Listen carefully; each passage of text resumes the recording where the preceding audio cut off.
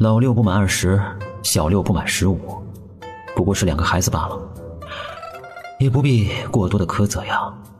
能见到你们，我很高兴的，但到此为止了，你们必须得回去。见俩人不说话，沈离贤又道：宁明成，之前你做的那些荒唐事儿，我不跟你追究了，但你必须得答应我，现在就带着小师妹离开，且永远不能带着她再靠近青云州。如果你不答应的话，那我就只能对你动粗了。他赶忙回头看向小师妹，小声凑到她耳边：听到没？二师兄动真格的了，他真的会揍死我。小师妹，你不会不管我死活的对吧？那你答应他？那你真的跟我回去啊？他叫你不要带我靠近青云州，那我带你靠近不就行了吗？你实在良心过不去，我可以敲晕你，把你拖进来。对策总比政策多，哪有空子就往哪钻，别头贴。是个好办法。你们在嘀咕什么呢？宁明成，你说。二师兄，我答应你，我这就带小师妹离开。真的，六师兄他可以发誓。好，那你发誓吧。小师妹，你一刻不把师兄推进火坑里，你是一秒都不舒服是吧？我宁明成发誓，一定会带着小师妹离开青云州，立刻马上。若是你做不到呢？那我就宁明成转头看向叶玲珑，拿大师傅的声誉给你做担保。二师兄，六师兄人微言轻，也没什么好歧视的，可他是真的在意师傅，要不怎么在清玄宗一蹲那么多年，日夜相伴，舍不得出门呢？这话好像哪儿都是毛病，但又一点儿也挑不出毛病。对，我拿师傅的声誉做保证，拿性命也可。那好，我相信你们一次，现在就离开。我若是在青云州再见到你们，沈离贤转头看向宁明成，我就打你。搞来搞去，原来这是一个他独自受伤的世界。沈离贤从戒指里摸出了许许多多的东西，大的小的，值钱的好用的，全都一股脑的交给了叶玲珑。给的最多的就是零食了，一袋袋的，就没心疼过。看了宁明成一眼，给了他一个灵果，算是见者有份，无人落空。沈离贤这送礼的豪爽程度，就跟分遗产似的，一点儿也不留恋。保重。沈离贤毅然转过身，他不愿意他们看到他眼底那些多余的情绪。山高路远，就此作别，愿你们仙途璀璨，一路平坦。小师妹，你有没有觉得二师兄像是在交代后事啊？自信点，把巷子去掉。那怎么办？他的礼我收了，以后就是我的人了，我当然是要罩着他啦。宁明成一脸问号。算了，上面的问号撤回。小师妹说话听不懂，也不是一次两次。那咱具体该怎么操作呢？换条路走。小师妹，那接下来我们该去做什么呢？去找宝物碎片。小师妹，这是你在灵池下面找的？是啊，据我所知，那山洞里之所以会形成灵池，就是它的作用。你想啊，一片碎片就能够形成一个灵池，一枚完整的珠子得多厉害，这可比咱们人工研发的灵珠要强大多了。你有没有发现那些修为到了金丹和元婴的妖，实力完全跟不上他们的修为，除了那一身硬壳有点用之外，其他方面弱的不行。发现了，要不是修为摆在那里，我还以为金丹的只有筑基，元婴的只有金丹呢。所以我猜测，他们的修为之所以能长这么快，全靠这碎片生成的灵池，要不然他们怎么不管死活都要进去泡一泡呢？那还等什么呀？我们赶紧去把剩下的碎片都给找到吧。六师兄，刚刚好像有人要劝我回去哦。确实，但劝你的人已经离开了，现在剩下的是一个无条件支持你的人。六师兄，你变了。我这不叫变，我这叫接受能力强。另一边，原本放满了煮熟的海妖的山洞里，这会儿竟然空空如也。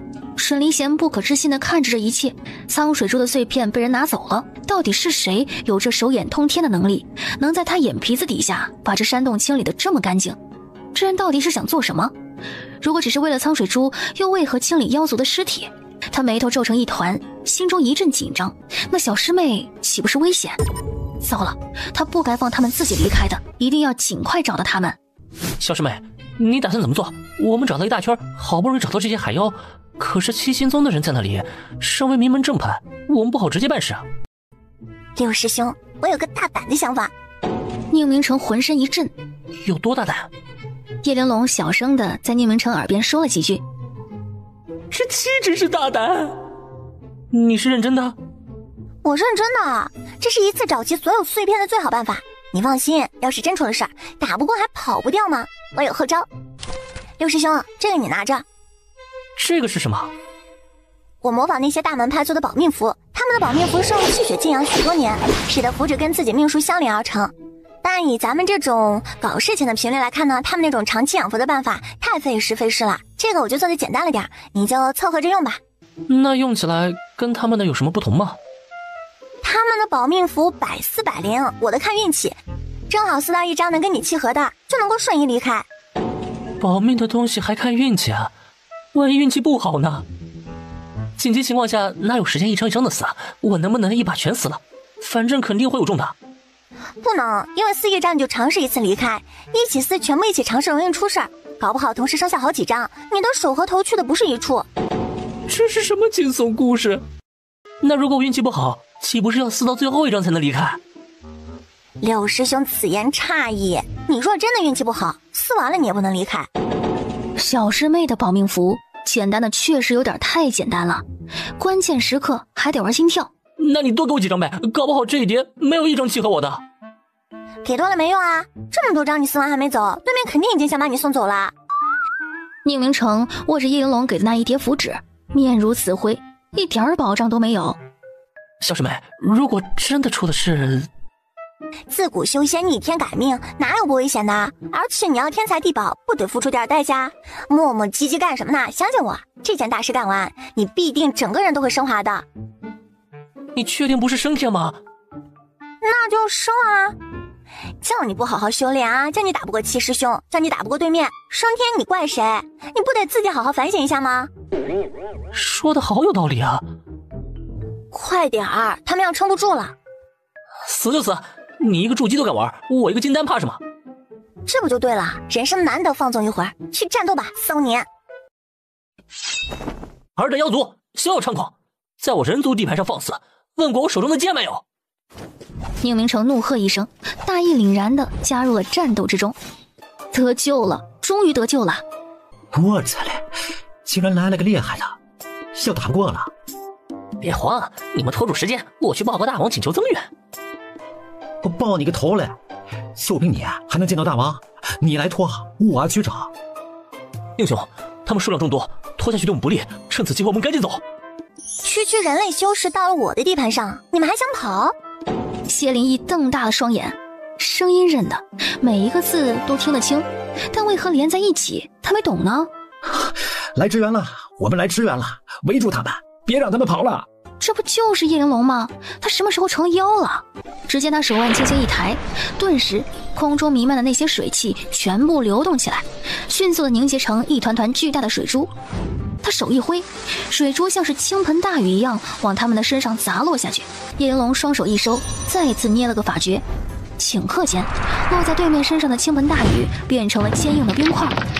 这回砸脑袋的时候真的是咣咣咣的。我擦嘞！我们这个元军好强啊，太爽了！打死他们，打死人类！没的要砸扁了！哎呀，不然一会儿还要从地上抠起来吃嘞。嘿嘿，他是谁呀？我怎么好像没见过？他怎么修为好像才到筑基而已啊？我操嘞！真的是筑基啊！筑基能画形画得这么完美，修为这么强大，脑袋上还长角呢。那不就是蛟族吗？就在此时，只见他足尖一点，凭借着他筑基的修为，直冲对面最厉害的那个金丹。在所有人的见证之下，他一掌打在了对面金丹的胸口之上，对面金丹当场被甩飞出去。好强啊！宁明成捂着胸口喊道：怎么会有这么强大的妖？难不成就是赫赫有名的蛟族公主玲玲珑？这是在玩什么呀？他正震惊着，叶玲珑下一秒目光便转向了他。他将灵力凝聚于掌心，然后瞬间一掌打在了谢灵异的身上。打宁明成是装模作样的打，打自己他是真枪实弹的打呀，好痛！你这个修士倒是有几分厉害，竟硬生生扛下了我这一掌。叶玲珑说完，再次抬起了手掌，吓得谢灵义当场就倒地了。我好像要死了！公主殿下超强，公主殿下无敌，公主殿下杀他！住手！你们出门不带脑子吗？公主殿下好霸气啊！不愧是血统强大的骄族公主。这几个修士骨瘦如柴，连塞牙缝都不够，光吃他们有什么用？留活口，我要利用他们做诱饵，把他们的同伙全部引出来一锅端了，到时候想吃多少就吃多少，一妖吃几人，这不爽吗？公主殿下好聪明啊，高级妖就是不一样，智慧和美貌那都是顶尖的。捆起来带走。等一下，难看的捆起来，好看的不用捆，本公主要贴身伺候。听到这话，那群小妖全都笑了起来。懂，秒懂，把谢灵义和他2个师弟捆了起来。宁明成放在了外面，很气，这是对他全方位的侮辱。谢灵义表示不服，我就算比不上他，也不至于归为难看的那一类吧？人丑话还多，也罢，你若非要过来伺候我，也不是不可以。我错了，我立刻马上反省。嘿嘿，这2个长得挺漂亮的，要捆吗？你傻呀，玲珑公主肯定是想要美男子伺候，这些美妞还不如就交给我。叶玲珑抬手就是一道灵力打了过去。动手动脚干什么啊？你把他逼急了，他要是自尽，你去当诱饵吗？耽误大家吃大餐，你赔得起吗？公主殿下，那这2个小妞是捆还是不捆呢？他们重伤在身，都快死了，再捆2下，万一人没了，岂不是得不偿失？我这人从小挑习惯了，尸体不碰，就爱吃新鲜的。我死了，不愧是尊贵的骄族公主，跟我们这些普通的小妖就是不一样啊！行了，少废话，把他们带走。叶玲珑说完之后，足尖一点，落在了一只龟妖的背上。从今天开始，你就当本公主的坐骑了。虽然寒碜了点儿，但出门在外，本公主便不挑了。那只龟妖已经是元婴的修为，得知自己成为了尊贵的骄族公主的坐骑之后，激动的点了点头。你过来伺候本公主。是。这乌龟背有点小呀，在背上给她画了一个变大符。这样就合适了。这个公子一块坐吧。其他小妖羡慕的快要疯掉了。呀，这乌龟爬得也太慢了吧！于是叶玲珑随手在乌龟背上又画了个加速符。这下合适了。他们也想为公主殿下当牛做马呀！我擦嘞，那只老龟妖都快笑疯了，嘴脸好丑啊，气死我了！要不今晚咱们宰了他？哎，你一直瞎掺和什么？你宰了他，公主殿下也不会骑你啊，多不优雅！就是有这个时间，不如好好想想有什么其他办法可以在公主殿下面前表现一番。于是全体小妖陷入了沉思之中。大师兄，叶玲珑他这是干什么呀？明明已经打败这些妖了，救我们离开不就好了吗？谁知道，我跟他又不熟。不熟吗？你不是还欠他钱吗？他后来没跟你要账啊？很快，小妖的队伍便从清塌的大街上走到了一个平坦宽阔的山脚下。公主殿下驾到，尔等还不速速前来接驾？拜见公主殿下，公主殿下经验四座，威震八方。甚至还把一直在老巢里没有见过叶玲珑的也带偏了一片。叶玲珑顿时觉得她生来就该是个公主。公主？哪里来的公主？我怎么没听说过？桃儿，她是骄族的公主，货真价实，她那一身的水系法术特别强大。骄族公主怎么会忽然来到修仙界？这么巧又来到青云州来，这话她说，你们就信吗？我为什么到这里来，需要跟你一个低等妖族交代吗？你是不需要跟我交代，可若你是假的呢？叶玲珑笑了，笑得又嘲讽又嚣张。我知道我的到来给你造成了威胁，你不愿意臣服我，也不愿好不容易收服这些小妖入我麾下。废话呢也就别说了，用最简单的办法，打一架，赢者称王，输者煲汤。哈哈哈哈！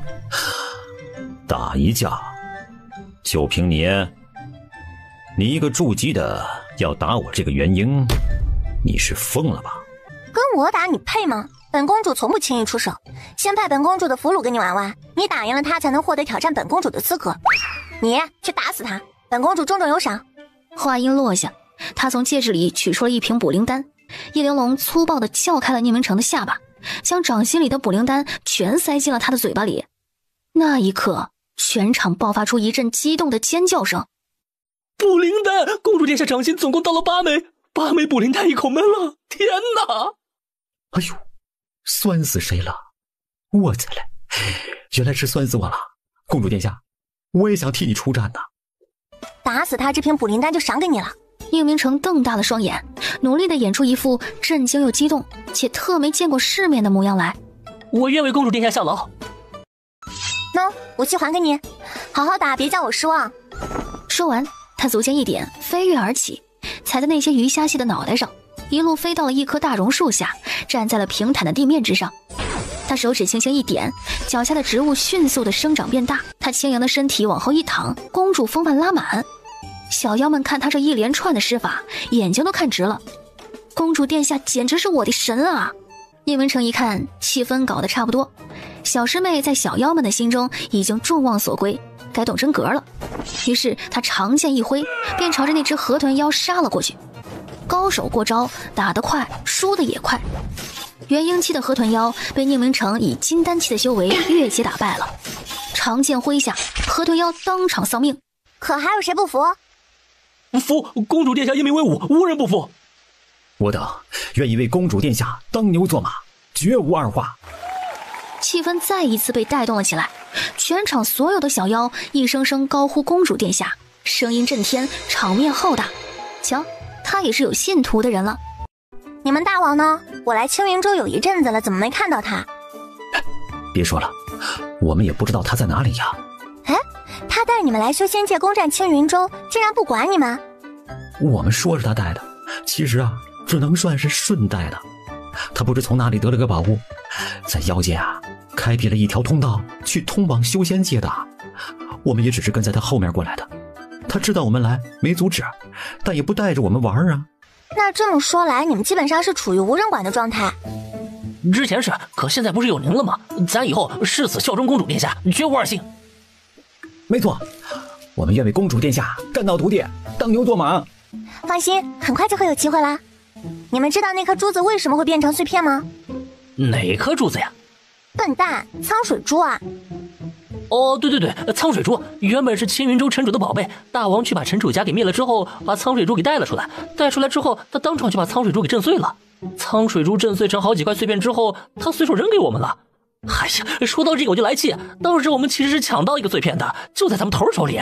后来咱头脑子不清楚，被隔壁女妖一骗，把碎片给送出去了。我们那个气呀！倒也不必太丧气，本公主这不是来给你们做主了吗？属于你们的碎片必须要给你们夺回来。公主殿下，你说的是真的？你真的能帮我们夺回苍水珠碎片？不是我帮你们，而是我带你们。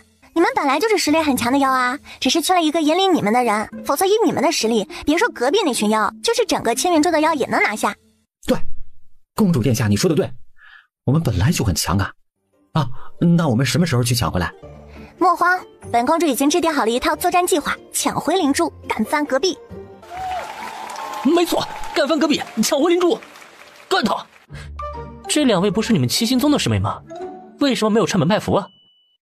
宁兄，他们不是我七星宗的弟子，他们是青云州城主的遗孤，我们是在路上碰见的，他们两个东躲西藏的很可怜，就带着一块走了。不对呀，你小师妹不是被夺舍了吗？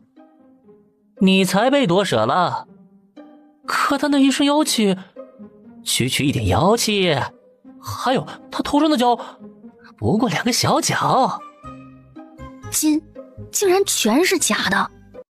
你们这么玩，你们师父知道吗？不知道啊。他没来，他为什么要来啊？盟主召集修仙界有实力的宗门前来青云州杀妖救人，你们清玄宗在巅峰舞会上出尽风头，难道没有收到通知过来救援？没有啊。那你们怎么会出现在这里啊？当然是因为我小师妹接到了他盟主师父的特殊任务。混进妖族也是盟主的任务？是啊，没想到吧？既然你现在都知道这是盟主的密令了，就管好自己的嘴巴，坏了盟主的事你吃不了兜着走。本不想告诉你的，但就怕你那张大嘴巴到处叭叭叭的，造谣我小师妹被夺舍。你才是大嘴巴，你和你小师妹才是大嘴巴。那现在你们打算怎么办？我们要一直做俘虏吗？会不会没命了？会啊。干嘛这个表情？出来混还对我们清玄宗保全你们七星宗弟子的性命？要不你们七星宗集体成为清玄宗下属宗门？谢灵义不说话了，他就知道有叶玲珑在，他必然不会好过。所以那2个姑娘是城主遗孤？是。算他谢灵义走运，他的死活我本来是不打算管的，也罢，就当是做了拿了城主苍水珠的回报。他的那2个遗孤给他送去盟主那边吧。你打算怎么送？叶玲珑思考了一会儿，回忆了一下原著。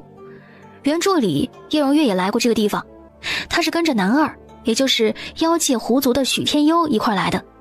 前期他们俩在青云洲里游荡了一圈，一边杀妖一边寻宝，找到城主遗落的9转灵丹之后，才去跟七星宗会合，然后联合几大宗门一起杀了大妖，拯救了青云洲。免费的主角不用白不用啊。叶玲珑就把计划给宁明成说了一遍，说完之后就让他回去了。谢灵义，算你走运，我小师妹决定救你一回，让你离开。谢灵义顿时眼睛一亮，他终于善良一回了。不过你得先把钱还了。他就不该对叶玲珑抱有太大期待。拿去，这辈子我们两不相欠。你能不能不要每次说话都不过脑子啊？什么相欠？我小师妹是正儿八经的债主好吗？啊，单方面的。这种面子话不要抠细节好不好？今晚天黑以后我带你们离开。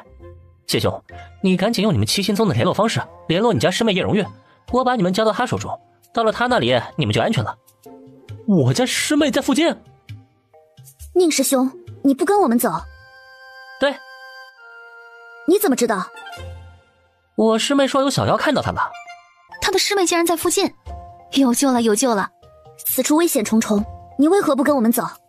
危险个屁，人家师妹还在号令群妖镇威风呢，那需要人担心？全都走了，他们很快就会追上来的。重要的有一个人在后面拦着他们，否则一个都跑不掉。可是别可是了，身为清玄宗弟子呢，匡扶正义，牺牲小我那是理所应当，你们安全离开便是我最大的心愿。听到这话，那城主遗孤当场就感动的掉了眼泪。谢灵义忍不住又抬头看了一眼，年纪轻轻真好骗。也罢，继续给师妹发消息，任何人都不如师妹重要。宁师兄，若我们得以安全离开，我必会求盟主派人来救你。谢谢，还是不要好了，我一个人好逃脱，但若有更多的弟子陷进来，搞不好我还得回头救他们。宁师兄，我叫尹诗涵，在此谢过你牺牲和照顾，此恩诗涵铭记于心。客气，这是清玄宗弟子的本分。叶玲珑新官上任，拿了酒出来赏所有小妖喝，给他们的时候在酒里加了些料，使得这会儿他们全都睡着了。宁明成偷偷摸摸地带人离开了。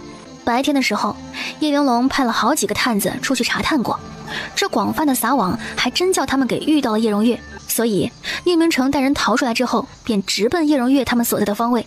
宁兄，你不会是骗我们吧？我师妹怎么会在这种地方？你是不是以为我们知道的太多了，所以要骗我们出来杀人灭口啊？你有脑子吗？我要杀你灭口，你现在连骨头都拼不齐了好吗？还需要带你出来？你师妹呢？联络那么久，她没跟你说她在哪儿啊？谢灵义这会儿连脸都皱成了一团。不会吧？她该不会丢下你不管了吧？怎么可能？又不是你师妹，她怎么可能会害我？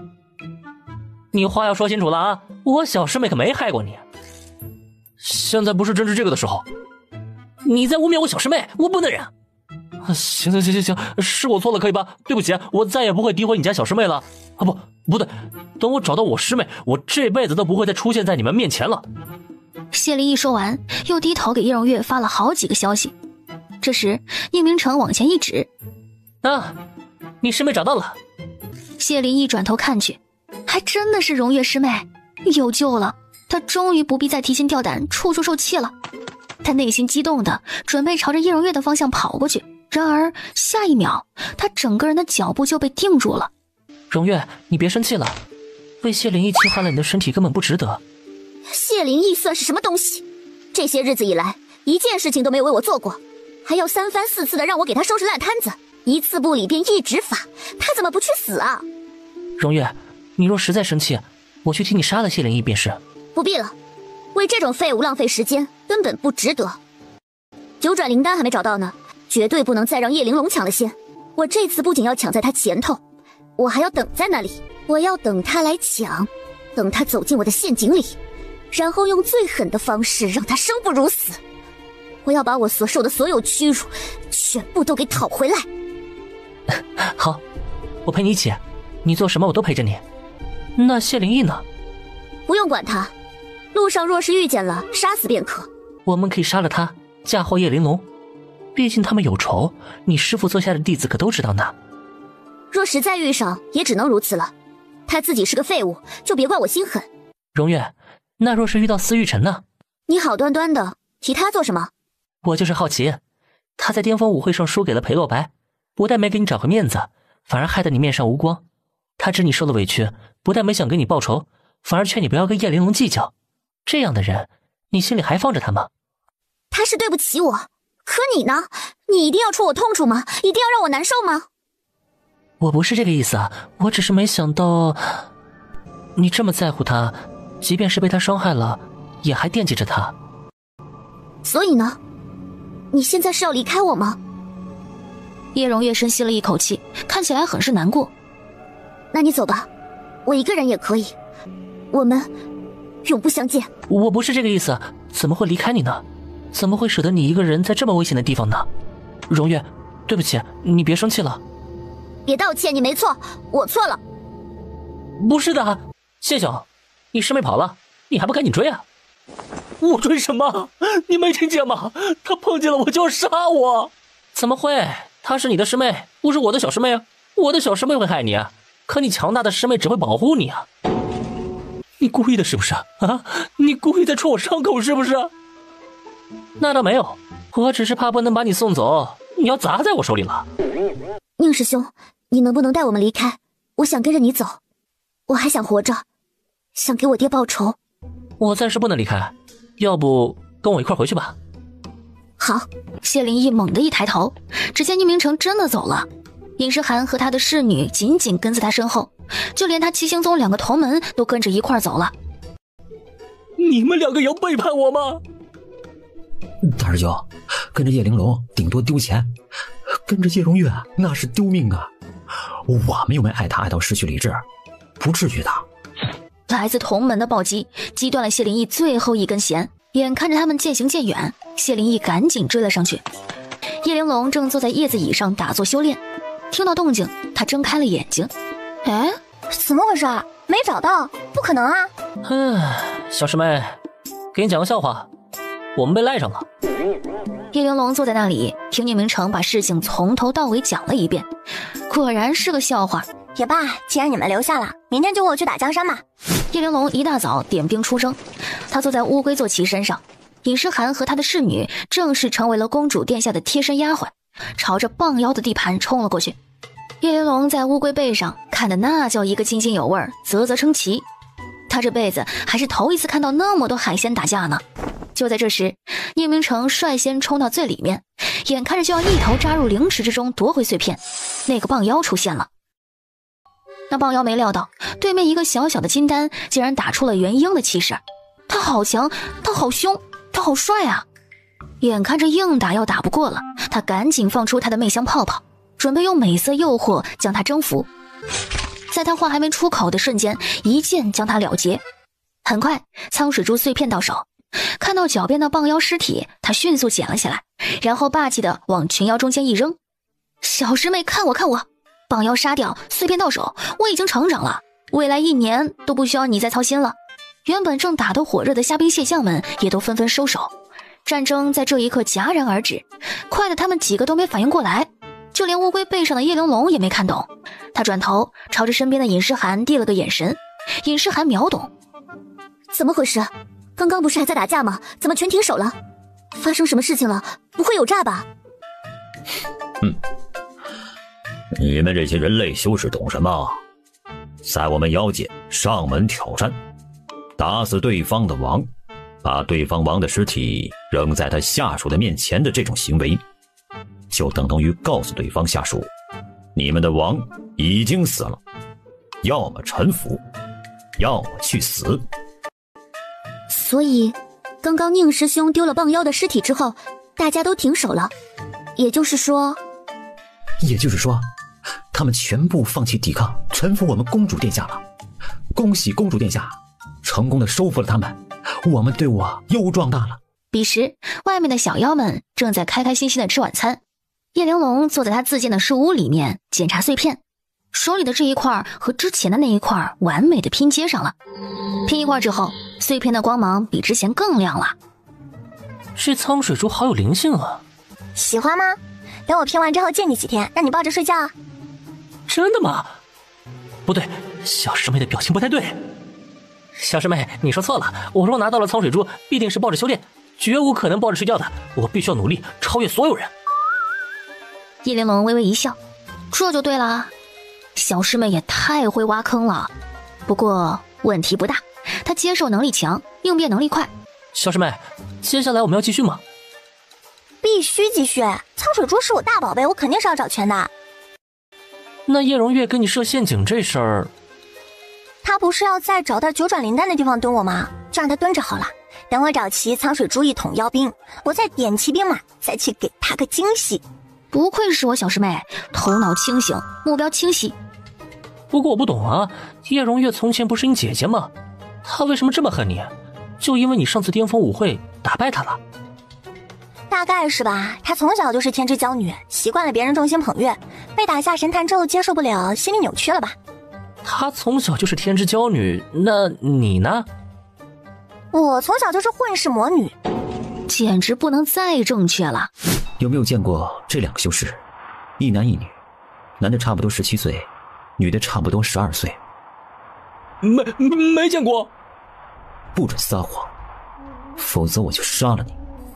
真的没撒谎，两个人类修士年纪那么小，一眼就看着很好吃啊！就他们这个组合啊，在全部是妖的青云洲地界上，走不出2个时辰就会被吃掉的。沈离贤眉头一皱，神色更冷了。他一抬手结束了那只妖的性命。啊！那个教族公主他们杀过来了。什么？昨天才听到有教族公主的名号，今天就是杀过来了。听说她已经收服了2个妖泉，势头很强啊。教族公主？哦，对，她最近杀疯了，地盘疯狂扩张，小兵成倍增长。她手里已经抢走了好几块苍水珠碎片，要命的是她长得超漂亮。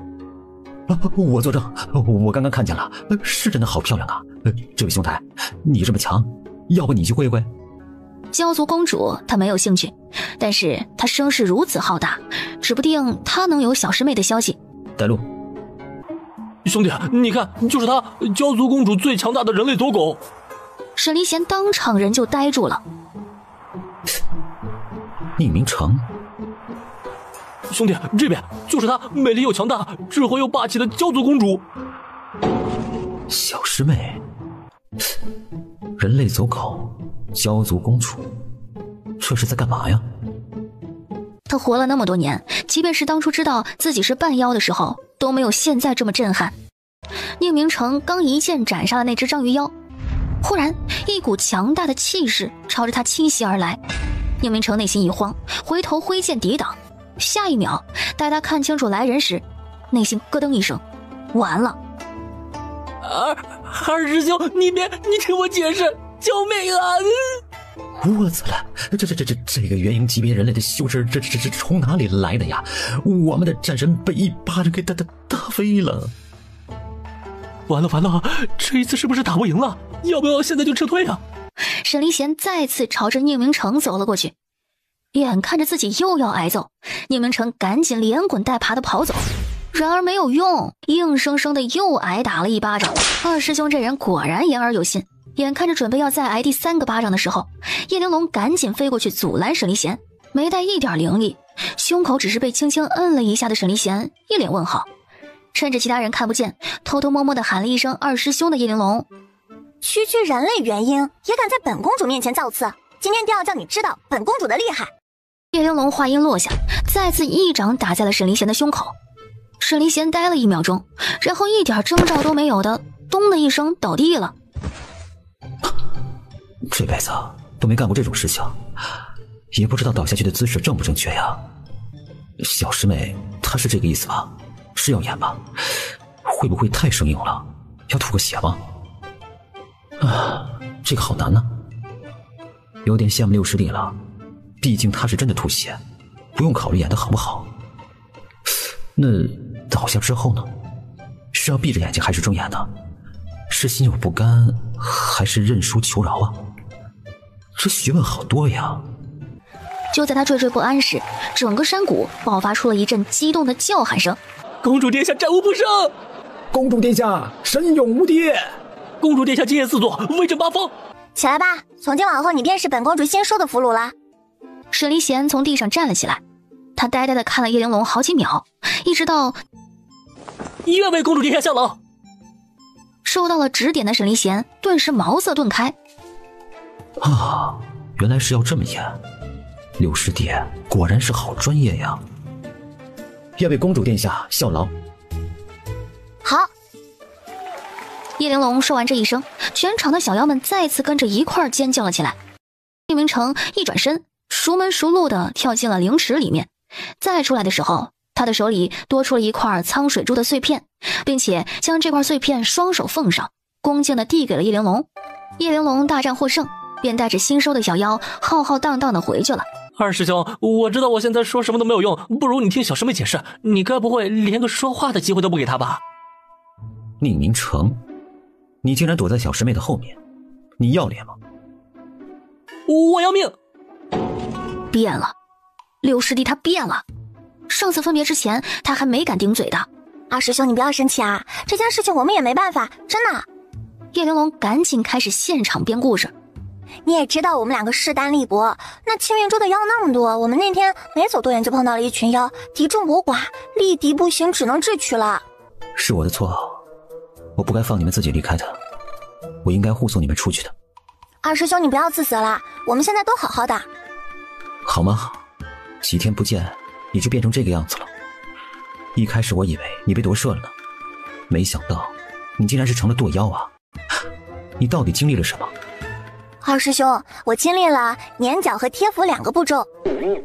沈离贤抬手扯了一下叶玲珑额头上的角，竟然一扯就掉了。造假？这么假，为何这么多天无人发现啊？同时，叶玲珑将贴在身上的那张妖气符撕了下来，瞬间，他身上的妖气全部消失了。宁明成，这又是你的主意？你为何不自己贴这玩意儿，要让小师妹来贴？二师兄，你为什么会觉得这是我的主意？谁在领导群妖，你看不出来吗？二师兄，其实这是我的主意。哼，那他耀武扬威的杀妖，又气势万千的夺跑，这些也都是你教的喽？这……叶玲珑回头看了一眼宁明成，你还替他狡辩，就是他的主意，就是他一肚子坏事儿。宁明成，你在清玄宗里待了那么久，修为没长进，都研究这些东西去了？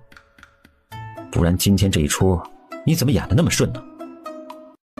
二师兄，你有没有想过，我能演那么顺，不是因为我长时间研究，而是因为天赋摆在那里，瞬间上手，一点就通。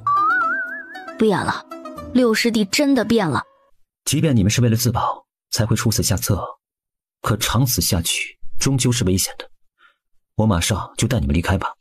二师兄，现在还不行，我苍水珠的碎片还没凑齐呢。只见叶玲珑从戒指里取出了苍水珠的碎片，加上之前的那2块，现在有3块了。小师妹，外面不是说了你抢了2块了吗？还有1块是怎么来的？就山洞里炖海鲜汤那次啊。沈离贤瞪大了双眼，那块碎片是你拿的？是啊。那妖尸呢？我收的啊。又是你在背后做的安排。都这样了，二师兄，你对小师妹的滤镜还没碎呢。但凡你清醒点，你就会发现伪装成妖以求自保的人，怎么可能号令全妖？怎么会征战四方？二师兄，这锅我背。好家伙，变了，六师弟变得好陌生，连阴阳怪气师兄都学会了。看这枚珠子的缺失情况，应该是还差4片。只见沈离贤从戒指里取出了1枚碎片，递给了叶玲珑。二师兄你竟然也有，这样就差3片了，收集完整就能复原了。小师妹，此处危险。二师兄你说的对，我们现在确实是很危险。我连战2场名声已经打出去了，青云州就那么大点儿，再过几天就会全部传遍。等消息传入那只大妖的耳朵里，他便不会再袖手旁观了。沈离贤一喜，他懂，他都懂。那我们今天就……今天不行，太赶了，小妖们吃不上大餐，睡不好觉，这战斗力就不行的。明天吧。明天？对，明天开始打完我们就前进不回营地了，连续3天打3场，争取用最短的时间把苍水珠的碎片凑齐。小师妹，她是真的意识到了危险了吗？小师妹，那只大妖是化神修为，不是泡灵池泡出的化身，是正儿八经的化神，不是开玩笑的。我知道，所以这个你们必须人手1叠随身携带。叶玲珑说完，将1叠保命符塞进了沈离贤手中，另外1叠塞进宁明成手中。劳烦6师兄把保命符发给其他人，并且教会他们使用方法。第2天一大早，叶玲珑便率领着400虾兵蟹将，雄赳赳气昂昂的前进了。这一次，他们比之前更熟练，开打的速度比之前更快。他们杀得热火朝天，势如破竹，锐不可当。叶玲珑安静地坐在乌龟背上，看着他打下的这一片江山，心中甚是满意，手中集了5个碎片。于是第2天，他再接再厉，又攻下了一个妖群，手中拿到了第6个碎片。眼看着就差最后1枚碎片，叶玲珑就要搞定收工的时候，意外出现了。当天晚上，叶玲珑躺在一棵大榕树的树枝上，懒懒地看着下面的虾兵蟹将们大快朵颐，他馋得咂了咂嘴巴。就这么想吃啊？叶玲珑听到声音，浑身一震，他疑惑地看着四周，却什么也没看见。想吃啊，可我不想变成堕妖。想吃就吃，去挑你喜欢的，我来帮你。叶玲珑眼睛一亮，激动地从榕树上跳了下去，假借着巡逻，悄咪咪地顺了1块鱼肉、1块虾肉、1个蟹腿儿，还有他最想吃的河豚刺身。你还在吗？我挑好了，快给我想办法。叶玲珑话音刚落，只见手腕上传来了一阵金色的光芒，光芒迅速化作一缕光烟，往叶玲珑碗里的那些海鲜卷了过去。光烟迅速消失，连带着一起消失的还有海鲜上的妖气。哇！叶玲珑激动的不行，赶紧夹起来就往嘴里送。她馋了好多天了。你等会儿，我还想要吃。来来回回好多次之后，叶玲珑吃了个心满意足。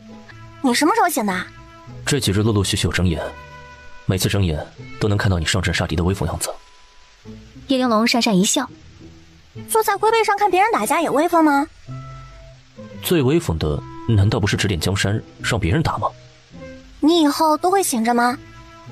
不会，但至少现在可以自主苏醒，可以张口说话了。恭喜你啊！吃饱了吗？吃饱啦。快跑吧，那只化神的大妖已经知道了，他要往这边来了。你不早说。你不是想吃吗？可是他要来了。是啊，他要来了，你再不吃以后就没机会了，所以让你先吃个饱。那我还有没有机会带着人先去把最后一窝妖给端了？能，速战速决，然后带人直奔青云阁，正好能赶得上赴约。赴约？叶荣月的约呀。你怎么安排的这么周全？但别忘了，临走之前把玄影留下。叶玲珑瞪大了双眼，懂，秒懂。遇事不慌扔玄影，这个他熟。于是叶玲珑不再耽搁时间，他迅速地跳下大榕树。虽然我不愿意你们如此辛苦，可是我刚刚收到线报，拿着最后一片碎片的妖群准备明天一早跑路。为了不让他们逃脱，为了不让这几天的辛苦白费，今晚跟我一块儿杀他们个措手不及。此事若成，我就带你们上青云阁，届时里面所有宝贝妖妖有份，永不落空。此话一出，原本还在迷糊的小妖们顿时来了精神。杀他个措手不及！杀！这一场大战来得突然，结束的也干净利落，没什么大意外发生。聂明成拿到碎片之后，叶玲珑就带着新队伍出发了。叶玲珑微微一笑，朝着虾兵蟹将们一挥手，他们便迅速地冲入青云阁之中。久等了，叶荣月，我来了。又是新的一天到了，叶玲珑他竟然还没来。他该不会是怕了吧？不可能，他应该不知道我在这等他。那怎么办？我们还要继续等下去吗？我们已经等了好多天了，这么多天时间里，本可以做好多其他的事情的。你是在怪我浪费时间？我不是这个意思，我只是觉得他未必有胆子来，毕竟他只是区区一个筑基，应该……青云阁九转灵丹，我来了。叶荣月冷笑一声，面儿上露出了一丝狠辣。区区一个筑基，他要送死，谁也拦不住。叶玲珑，我今天就让你知道，得罪我。在窗边站定的那一刻，叶荣月脸上的笑容顿时就僵住了。怎么了？发生什么了？听我令，即刻搜查青云阁，说是有人藏匿其中，妄想抢夺属于我们的宝物，就地格杀，不必手软。谨遵公主殿下之令。他话音落下，那些妖兵迅速地冲了进来，飞快往楼上搜索起来。叶玲珑怎么会变成妖族公主？说好的埋伏叶玲珑一个人呢？怎么会来了那么多的妖兵？到头来，他们竟然变成了被围困的那个。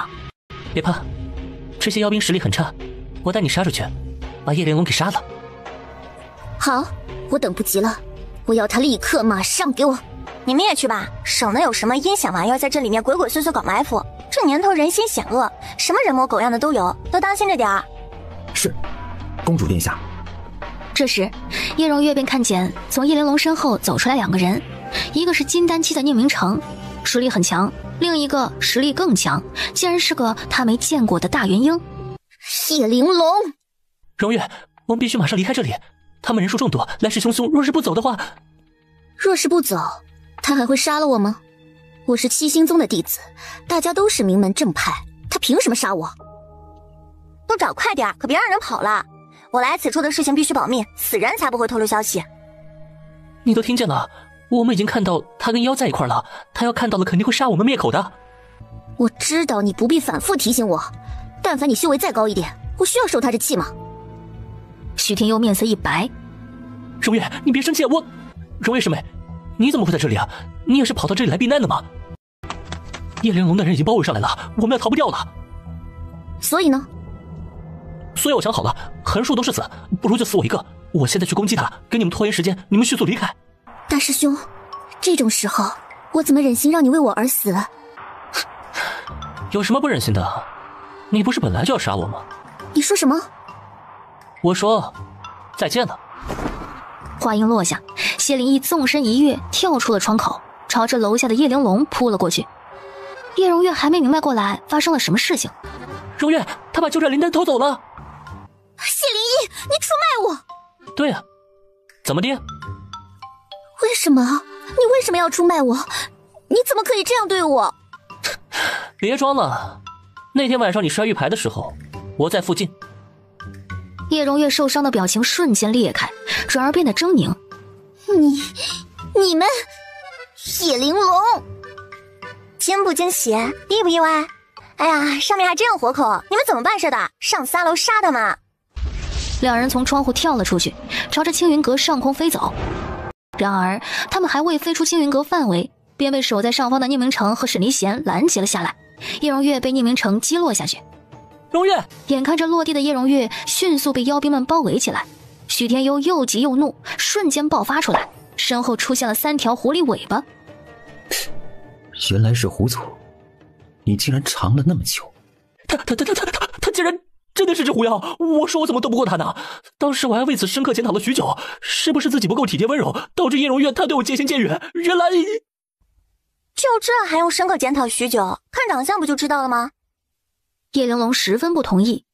不是啊，看长相看不出他是个狐妖啊。可看长相就知道为什么叶荣月选他不选你啊？这倒也不用甩锅到体贴温柔上。